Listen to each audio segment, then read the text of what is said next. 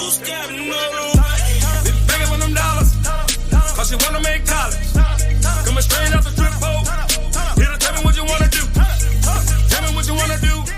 Welcome back, Veteran X fam, man. Make sure you hit the subscribe button, notified every time your boy drops a video, man.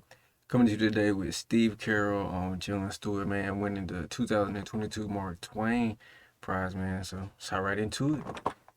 A humorist is a comedian who has been dead for over 100 years. That's hold on, bro. That's how you start. Hold on. I wasn't ready, bro. A humorist is a comedian who has been dead for over 100 years. But in the case of Jon Stewart, we are making an exception. I first met Jon, or Bulldog, as all of his good friends call him, in 1999 when I became a correspondent on The Daily Show. It was a dream job. I share an office with my friend Stephen Colbert. I traveled the country doing field reports about interesting and eccentric people. I worked with an incredibly talented production team, and above all else, I had front row seats to witness the magic of Jon Stewart. It is impossible to exaggerate the amount of physical and mental effort that went into making The Daily Show.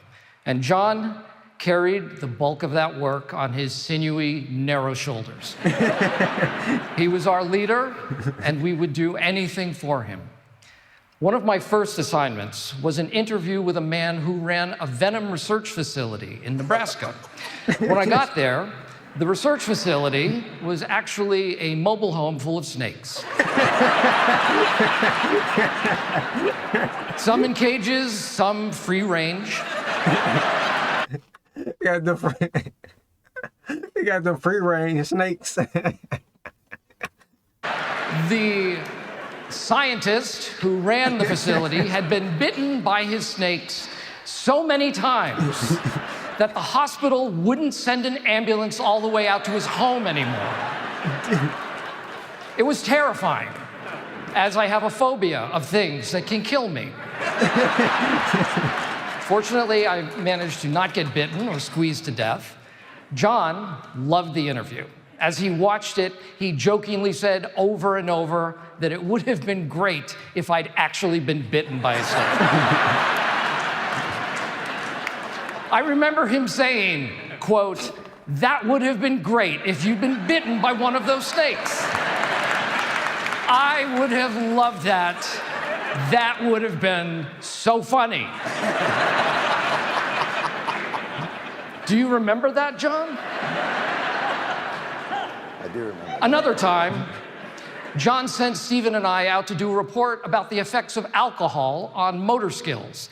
Hold on, before we go on, bro, Steve Carell, just demeanor is funny, bro. Like, he could just stand there, like, you know he about to say something, like, funny and shit. Like, the way he say it is so funny, bro. It's, like, clever as hell. Like, he has his own, like, I don't know, it's just, like, can't nobody copycat Steve Carell, man. He's, like, one of a kind. Like, his voice is, like, everything. Stephen and I out to do a report about the effects of alcohol on motor skills. In a loosely controlled experiment, I drank 6 Long Island iced teas in the course of about 45 minutes while Stephen tested my cognitive abilities.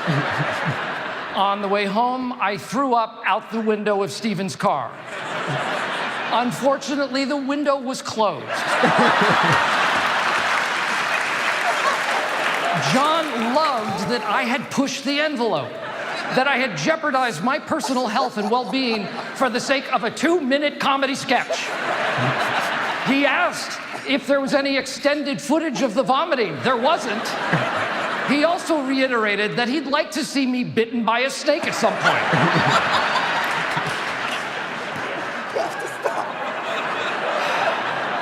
Jon was always supporting us, always cheering us on from the comfort and safety of his office. He once had me eat Crisco on camera. It could have been vanilla frosting because that looks exactly the same, and I told him so, but Jon is a perfectionist and would have none of it. Go big or go home, Jon used to say. He loved that phrase. He also liked, "I'm getting too old for this." And also, did I do that?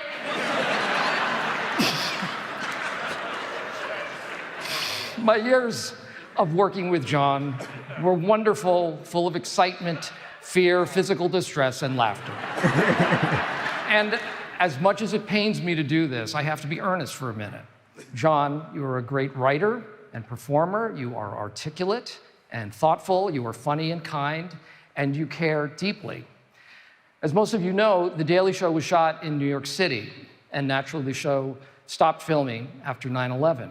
Production was shut down, and the city struggled to recover. We didn't know when we would go back on the air because it was hard to imagine trying to be funny again. When Jon finally decided to resume the show, his first night back, he delivered a commentary. Speaking from the heart, he took on the immensely difficult job of finding some context, some hope in the wake of such a devastating tragedy.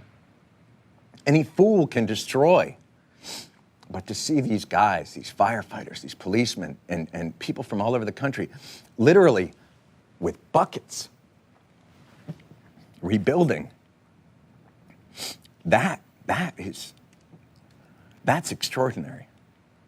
In that moment, he encapsulated, at least to me, why the show existed and what sets him apart.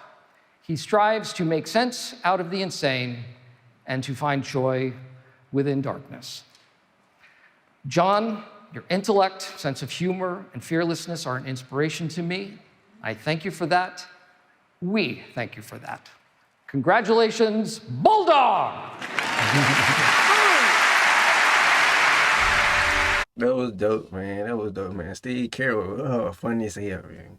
If you like this, man, please like this video, man. Share it so other people can see this as well.